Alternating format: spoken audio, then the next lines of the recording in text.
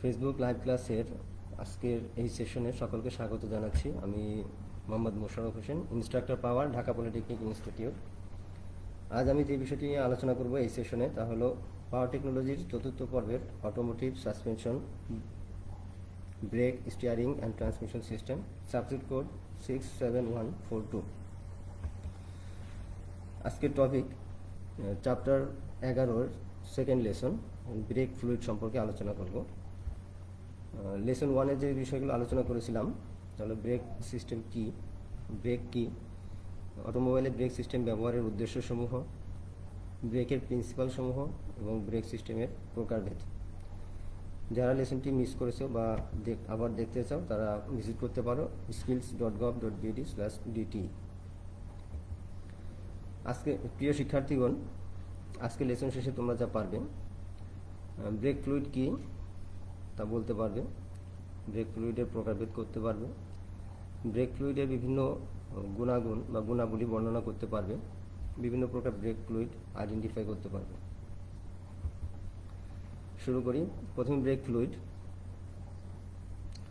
Break fluid একটি specially blended hydraulic fluid, যা driver break প্যাডেলে যে বলটা প্রয়োগ করে এই বলটাকে আরও বৃদ্ধি করে হুইল সিলিন্ডার পর্যন্ত বা ক্যালিপার পর্যন্ত সরবরাহ করে। এছাড়াও এই ব্রেক ফ্লুইড ব্রেক সিস্টেমের সকল কম্পোনেন্টকে একটা কার্যকরী ইউনিট হিসেবে একত্রিত করতে কাজ করে, সাহায্য করে, একটা ইউনিট হিসেবে এদেরকে ধরে রাখে।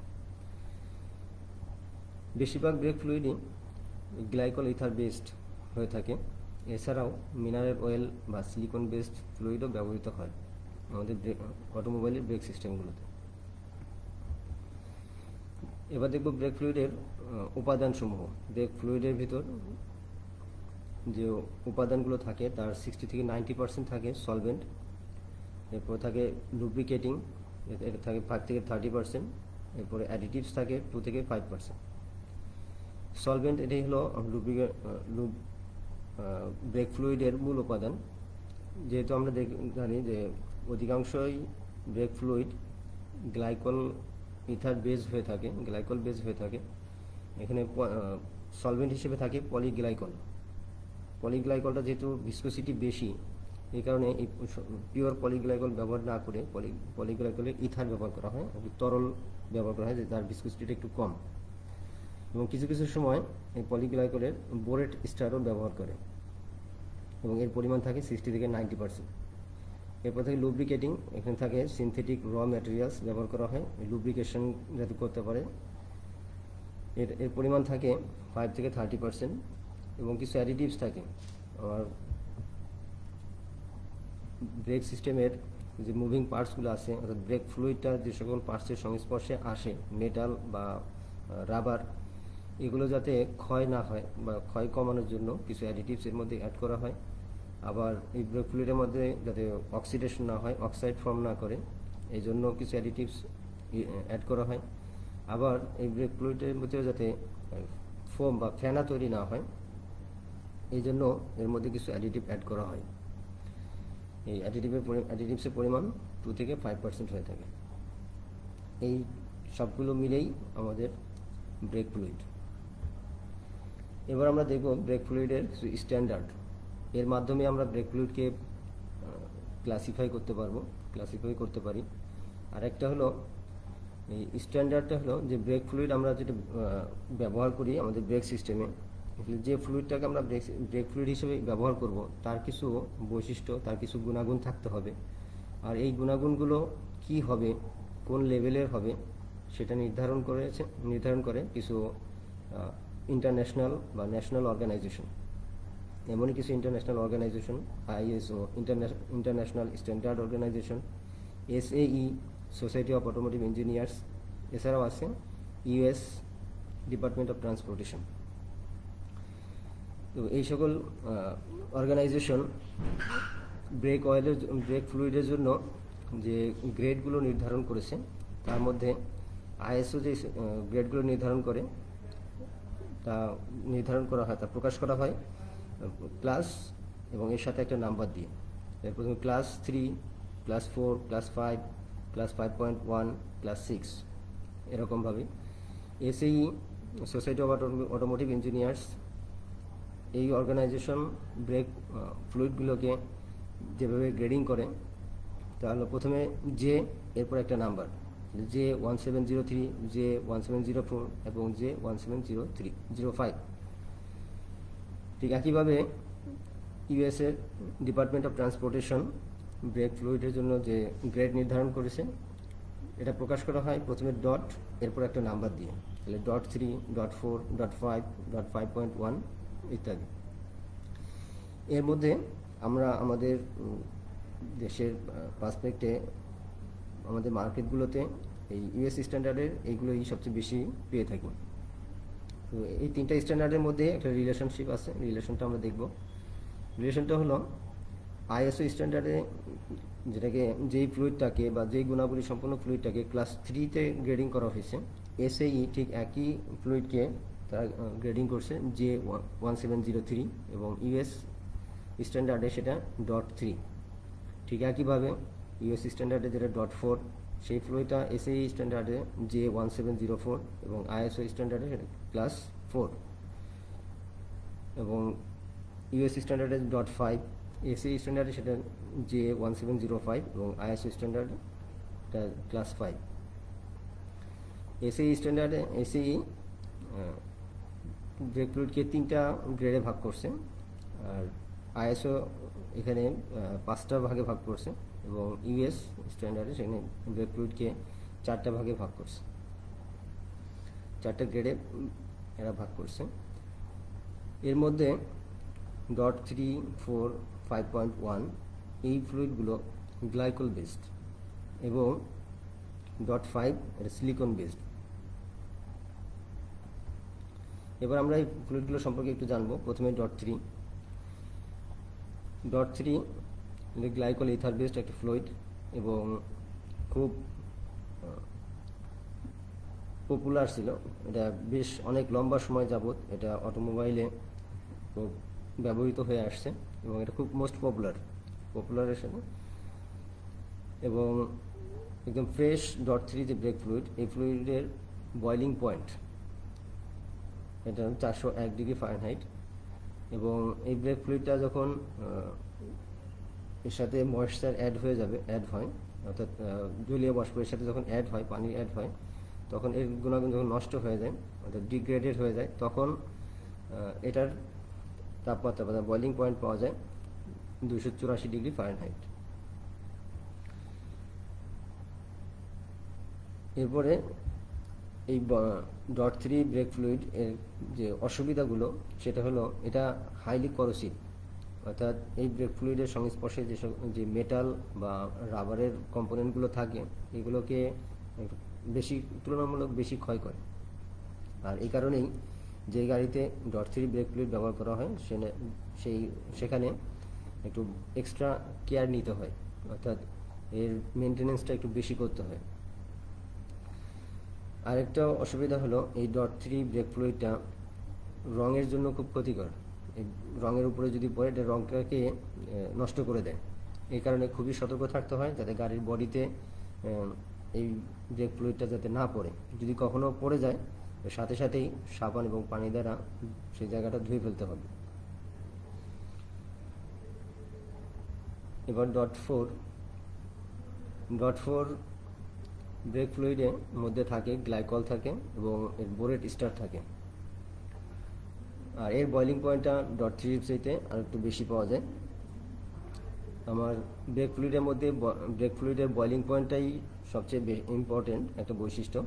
তো এই বয়লিং পয়েন্টটাতে .4-এ বয়লিং পয়েন্টটা একটু বেশি পাওয়া যায় এবং এর ড্রাই বয়লিং পয়েন্ট যেটা একদম ফ্রেশ ব্রেক ফ্লুইড যেটা .4 এর বয়লিং পয়েন্ট 446 ডিগ্রি ফারেনহাইট এবং ওয়েট বয়লিং পয়েন্ট অর্থাৎ এটা যখন ডিগ্রেডেড হয়ে যায় তখন এর বয়লিং পয়েন্ট পাওয়া যায় 311 ডিগ্রি ফারেনহাইট। ডিগ্রেডেড বলতে আমরা এখানে যেটা বুঝি সেটা হলো যখন এই ফ্রেশ ব্রেক ফ্লুইডের ভিতরে 3.7% পানি মিশ্রিত হয় তখন এটাকে আমরা ডিগ্রেডেড বলি এবং ওই সময় যে বয়লিং পয়েন্ট পাওয়া যায় বয়লিং টেম্পারেচার সেটাকে আমরা ওয়েট বয়লিং টেম্পারেচার বলি।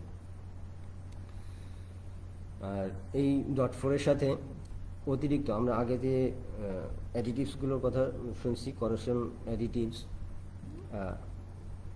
এই যে তিনটা অ্যাডিটিভসের কথা দেখলাম, এর বাইরে অতিরিক্ত আরও একটা অ্যাডিটিভস এখানে অ্যাড করা হয়, যেটা ওই ফ্লুইডের ভিতরে অ্যাসিড ফর্ম করা থেকে বাধা দেয়, অ্যাসিড ফর্ম করতে বাধা দেয়। বাজারে বিভিন্ন প্রকারের ডট ফোর ব্রেক ফ্লুইড পাওয়া যায়। এর মধ্যে এক্স্যাক্টলি ডট ফোর এটা ব্যবহার করা হয় এবিএস সিস্টেমে, যে গাড়িগুলোতে এবিএস ব্যবহার করা হয় সেখানে ডট ফোর ব্যবহার করে। আর ডট ফোর প্লাস এই নামে ব্যবহৃত হয় মার্সিডিজ এবং ভলভো এই গাড়িগুলোতে। এরপর ডট ফোর লো ভিসকোসিটি, এটা ব্যবহার করা হয় বিএমডব্লিউর কিছু মডেলে ব্যবহার করে। আর ডট ফোর রেসিং, এটা রেসিং কারগুলোতে ব্যবহার করা হয় এবং এর কালারটা ব্লু কালারের হয়ে থাকে। ডট ফাইভ,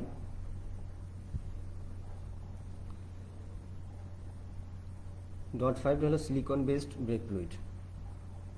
ডট ফাইভ হলো সিলিকন বেসড ব্রেক ফ্লুইড। এটা সাধারণত বেগুনি কালারের হয়ে থাকে, আর তার এই কালারের জন্যই অন্যান্য ব্রেক ফ্লুইড থেকে এটাকে সহজেই আলাদা করা যায়। আর অন্যান্য যে ব্রেক ফ্লুইডগুলো, অর্থাৎ গ্লাইকল বেসড যে ব্রেক ফ্লুইড, এই ব্রেক ফ্লুইডগুলো বাতাস থেকে ময়েশ্চারকে অ্যাবজর্ব করে, অর্থাৎ বাতাসের ভিতরে যে জলীয় বাষ্প থাকে এটাকে অ্যাবজর্ব করে নেয়। কিন্তু এই সিলিকন বেসড ব্রেক ফ্লুইড যেটা ডট ফাইভ, এটা এই ময়েশ্চারকে অ্যাবজর্ব করে না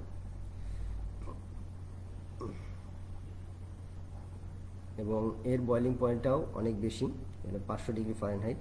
এটা ড্রাই বয়লিং পয়েন্ট এবং wet boiling point 356 degree Fahrenheit. এর অসুবিধাগুলোর মধ্যে আছে যে এটা একটু ফোমি, অর্থাৎ এটার ভিতরে ফোম তৈরি হওয়ার বা ফেনা তৈরি হওয়ার প্রবণতাটা একটু বেশি, এবং এটার কারণে এর মধ্যে যে ওই ফ্যানের মধ্যে এয়ার বাবল তৈরি হয় বা বাতাসে যে বুদবুদ তৈরি হয়, এই বুদবুদগুলো যদি ব্রেক ফ্লুইড লাইনে প্রবেশ করে, সেখান থেকে বের করা, অর্থাৎ ব্লিডিং সিস্টেমের মাধ্যমেও এটাকে বের করাটা অনেক কষ্টকর। আর এই কারণেই এই ডট ফাইভ এই ব্রেক ফ্লুইডটা এবিএস সিস্টেমের জন্য রিকমেন্ড করা হয় না, এবিএস সিস্টেমে এটা এবিএসি ব্যবহার করা হয় না। এই ডট ফাইভ ব্রেক ফ্লুইড যেটা, এই ফ্লুইডটাকে অন্য কোনো ফ্লুইডের সাথে ইন্টারচেঞ্জ করা যায় না, অর্থাৎ যেখানে ডট ফাইভ ব্যবহার করা হয় সেখানে আর অন্য কোনো ফ্লুইড ব্যবহার করা যায় না। এবং অন্যান্য ফ্লুইডের চাইতে, বিশেষ করে ডট থ্রি এবং ডট ফোরের চাইতে ডট ফাইভটা একটু দাম বেশি হয়ে থাকে, এক্সপেন্সিভ হয়ে থাকে। ডট 5.1, এটাও ডট 5.1টাও গ্লাইকল বেসড ব্রেক ফ্লুইড, কিন্তু যদিও কেমিক্যালি এই ডট 5.1 ডট থ্রি এবং ডট ফোরের মতনই, কিন্তু এটাতে আমরা বয়লিং পয়েন্টটা ডট থ্রি এবং ফোরের চাইতে বেশি পেয়ে থাকি, অর্থাৎ ডট ফাইভের মতন পেয়ে থাকি। এই ড্রাই বয়লিং পয়েন্টটা 500 ডিগ্রি ফারেনহাইট হয়ে থাকে এবং ওয়েট বয়লিং পয়েন্টটা 356 ডিগ্রি ফারেনহাইট হয়ে থাকে। এবং যেহেতু এটা কেমিক্যালি ডট থ্রি এবং ফোরের মতো, কেমিক্যালি যেহেতু ডট থ্রি এবং ফোরের মতো, তাহলে এটাকে আমরা টেকনিক্যালি মিক্সেবল বলতে পারি, অর্থাৎ একটা আরেকটার সাথে আমরা একটা জায়গায় আরেকটা ব্যবহার করতে পারি, কিন্তু এটা অনুমোদিত না, রিকমেন্ডেড না, বা এটা ব্যবহার করার জন্য রিকমেন্ড করা হয় না এটা। তবে যেহেতু এইখানে একটু বিশেষ বৈশিষ্ট্য আমরা পাই যে বয়লিং পয়েন্টটা অনেক বেশি পাই, সেহেতু এটার গুণাবলীটা একটু ভালো ডট থ্রি এবং ফোরের চাইতে, এই কারণে এটার দামটা ডট থ্রি বা ফোরের চাইতে একটু বেশি। এবার আমরা দেখব ব্রেক ফ্লুইডের কালার। ব্রেক ফ্লুইডের কালারটা বেশ ইম্পর্টেন্ট। এই ব্রেক ফ্লুইডের কালারটা হলো যে একটা ব্রেক ফ্লুইড ভালো আছে নাকি নষ্ট হয়ে গেছে বা চেঞ্জ করতে হবে, এই যে অবস্থা, ব্রেক ফ্লুইডের কন্ডিশন, এই কন্ডিশনের একটা ইন্ডিকেটর। ব্রেক ফ্লুইডের অবস্থাটা কেমন তার একটা ইন্ডিকেটর, যেটা ভালো আছে না নষ্ট হয়ে গেছে। একদম ফ্রেশ যখন ব্রেক ফ্লুইডটা যখন ইউজ করবো আমরা, তখন যদি এটা .3 হয় তাহলে এর কালারটা ক্লিয়ার হবে, হয়তো কালার ছাড়া ক্লিয়ার স্বচ্ছ, অথবা স্কাই ব্লু বা ওশান ব্লু হয়ে থাকে।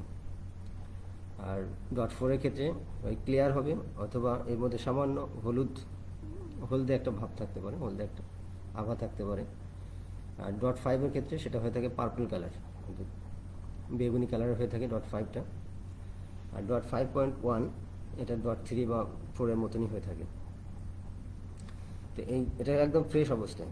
কিন্তু যখন ব্রেক ফ্লুইডটা ব্যবহার করা হয়, ব্যবহার করার পরে গাড়ি চালানো হয়, এই সময় আমাদের ওয়েদার থেকে, মানে বাতাস থেকে বিভিন্ন অপদ্রব্যগুলো, ময়লা এরপরে বাতাসের ময়েশ্চার, এগুলো এই ব্রেক ফ্লুইডের মধ্যে ঢুকতে থাকে, প্রবেশ করতে থাকে, এবং এর মধ্যে ব্রেক ফ্লুইডটা এই ময়েশ্চারগুলোকে অ্যাবজর্ব করে নেয়।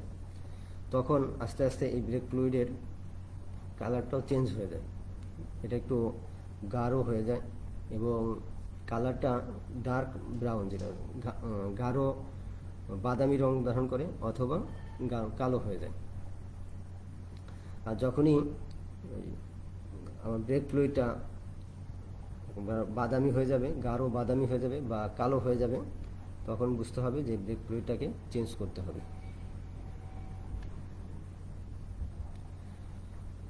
এবার আমরা দেখব ব্রেক ফ্লুইডের প্রপার্টিস, যে গুণাবলীগুলো ব্রেক ফ্লুইডের মধ্যে থাকতে হবে। এর মধ্যে প্রথম যে গুণাবলী, সেটা লো ফ্রিজিং পয়েন্ট। এর ফ্রিজিং পয়েন্টটা কম হইতে হবে। ফ্রিজিং পয়েন্ট মানে ব্রেক ফ্লুইডটা জমে যাবে না, ফ্রিজ হয়ে যাবে না, যে ফ্রিজ কোল্ড ওয়াটার, আমরা ঠান্ডা আবহাওয়ায় এটা জমে যাবে না। তো নর্মালি যে টেম্পারেচার আমাদের হয় এটা শীত প্রধান দেশগুলোতে, ওই টেম্পারেচারেও যাতে এই ব্রেক ফ্লুইডটা জমে না যায়, এরকম লো ফ্রিজিং পয়েন্ট হবে, ফ্রিজিং টেম্পারেচার। আর হাই বয়লিং টেম্পারেচার হবে। হাই বয়লিং পয়েন্ট মানে হাই বয়লিং টেম্পারেচার, অর্থাৎ স্বাভাবিক যে আমাদের পানির যে টেম্পারেচারে বয়েল হয়, এই টেম্পারেচারে এটা বয়েল হবে না, এর বয়লিং টেম্পারেচারটা অনেক বেশি হবে, যেটা আমরা বিভিন্ন গ্রেডেড ফ্লুইডের ক্ষেত্রে দেখলাম যে এদের ড্রাই বয়লিং পয়েন্ট যেটা অনেক বেশি, এর বয়লিং পয়েন্ট অনেক বেশি হবে। অর্থাৎ যে অনেক বেশি তাপমাত্রায়ও এই ব্রেক ফ্লুইডটা লিকুইড থাকবে, এটা বাষ্পীভূত হবে না। কারণ ব্রেকটা যেখানে অ্যাপ্লাই করা হয় চাকাতে, ওইখানে কিন্তু তাপ উৎপন্ন হয়, আর এই তাপটা কাছাকাছি ব্রেক ফ্লুইড থাকে। যদি এইখানে অল্প তাপে বাষ্পীভূত হয়ে যায়, তো ব্রেক ফ্লুইডটা ওইখান থেকে গ্যাস হয়ে যাবে, বাষ্পীভূত হয়ে যাবে। আর ব্রেক ফ্লুইড যদি দ্রুতই বাষ্পীভূত হয়ে যায়, সেখানে গ্যাস ফর্ম করবে, এবং এই গ্যাসটা ব্রেক ফ্লুইড লাইনের মধ্যে প্রবেশ করবে, এবং ব্রেক ফ্লুইড লাইনের ভিতরে যদি গ্যাস প্রবেশ করে, সেটা আমার ব্রেক প্রেশারটা অ্যাপ্লাই করতে গিয়ে দেখা যাবে যে ব্রেক ফোর্স যেটা অ্যাপ্লাই করা হয়েছে, সেটা ওই গ্যাসটা অ্যাবজর্ব করে নেবে, এবং কার্যত আমরা ব্রেক প্রেশারটা ফাইনালি ব্রেকে হুইলে পাবো না। এই জন্য হাই বয়লিং পয়েন্ট হইতে হবে, বয়লিং টেম্পারেচারটা অনেক বেশি হতে হয়। এরপরে এই ব্রেক ফ্লুইডের মধ্যে লুব্রিকেশনের গুণাবলী থাকতে হয়, অর্থাৎ এখানে যে মুভিং পার্টসগুলো থাকে, বিশেষ করে মাস্টার সিলিন্ডারের ভিতরে পিস্টন থাকে, এবং উপরে রাবারের ক্যাপ থাকে, ব্রেক ফ্লুইড প্রবাহিত হয় যে পাইপের ভিতর দিয়ে, এইগুলোর সাথে এই ব্রেক ফ্লুইডটা কোনো কেমিক্যাল রিয়াকশন করবে না, অর্থাৎ এগুলোকে কোনো ক্ষয় করবে না। এমন এগুলোকে লুব্রিকেশন করবে, যাতে করে খুব স্মুথলি এগুলো মুভ করতে পারে।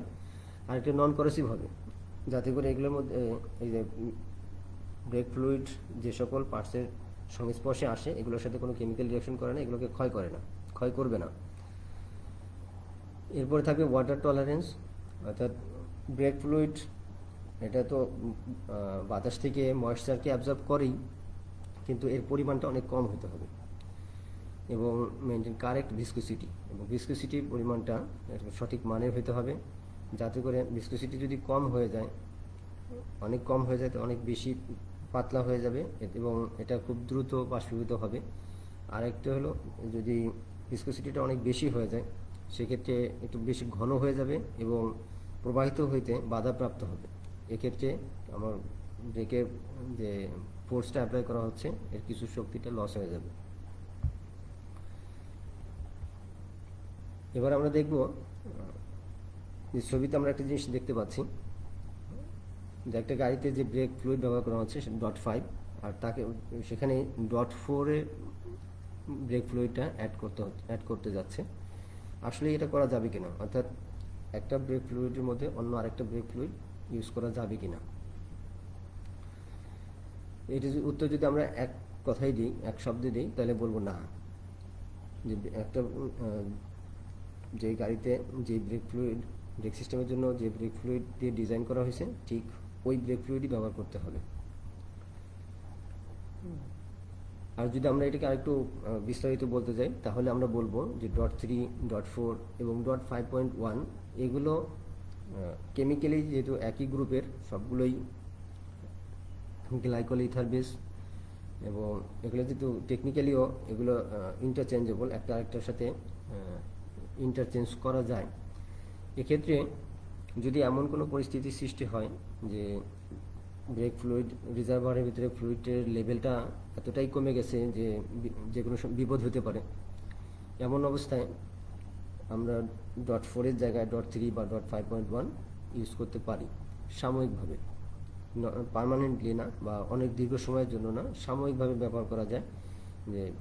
যেখানে সিচুয়েশনটা তৈরি হয়েছে সেখান থেকে লোকালে যেখানে গিয়ে .4টা অ্যাভেলেবেল পাওয়া যাবে সেখানে গিয়েই আবার এটাকে চেঞ্জ করে নিতে হবে। তো এই সাময়িকভাবে এটা ব্যবহার করা যায়, কিন্তু পার্মানেন্টলি বা অনেক দীর্ঘ সময়ের জন্য এটা ব্যবহার করা যাবে না।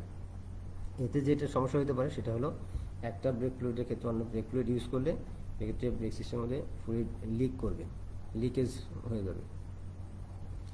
অন্যদিকে .5 ব্রেক ফ্লুইডের ক্ষেত্রে এটা কোনোভাবেই অন্য কোনো ফ্লুইডের সাথে মিক্স করা যাবে না, কোনোভাবেই করা যাবে না, কারণ এটা অন্যান্য ব্রেক ফ্লুইডের থেকে সম্পূর্ণই আলাদা। কারণ অন্যান্য ব্রেক ফ্লুইডগুলো হলো গ্লাইকল ইথার বেস, আর এই ব্রেক ফ্লুইড হলো সিলিকন বেস, এই দুটা ইন্টারচেঞ্জ হবে না। এক্ষেত্রে যেটা করণীয় সেটা হলো সবসময়ই যে গাড়িতে যে ব্রেক সিস্টেমে .5 ফ্লুইড ব্যবহার করা হয় উচিত হলো সেখানে অতিরিক্ত কিছু ব্রেক ফ্লুইড .5 ব্রেক ফ্লুইড সংরক্ষণ করা সবসময়ের জন্য। এতে যদি অন্য ব্রেক ফ্লুইড ইউজ করা হয় তাহলে যেটা ঘটবে সেটা হলো ব্রেক সিস্টেমটা ড্যামেজ হয়ে যেতে পারে। তাই সব উত্তম হলো যে গাড়ির জন্য যে ব্রেক ফ্লুইড রিকমেন্ড করা আছে ঠিক ওই গ্রেডের ব্রেক ফ্লুইডই ইউজ করা।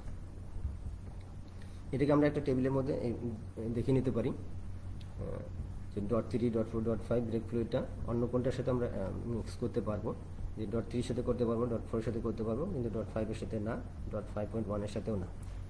এক্ষেত্রে .5টা শুধুমাত্র .5-এর সাথেই মিক্স করা যাবে, ইন্টারচেঞ্জ দেওয়া যাবে, অন্য কোনোটাই .5-এর মধ্যে দেওয়া যাবে না, বা .5কেও অন্য কোনোটার স্থানে ব্যবহার করা যাবে না।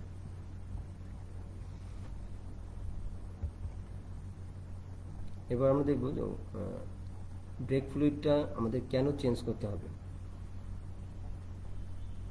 ব্রেক ফ্লুইডকে আমরা একবার শুধু ব্রেক ফ্লুইডটা দিয়ে দিলাম, এরপর কি আর কখনো চেঞ্জ করতে হবে কিনা, তাহলে কেন চেঞ্জ করতে হবে? .3, .4 এবং .5 ব্রেক ফ্লুইড যেটা আছে, এই ব্রেক ফ্লুইডগুলো হাইগ্রোস্কোপিক।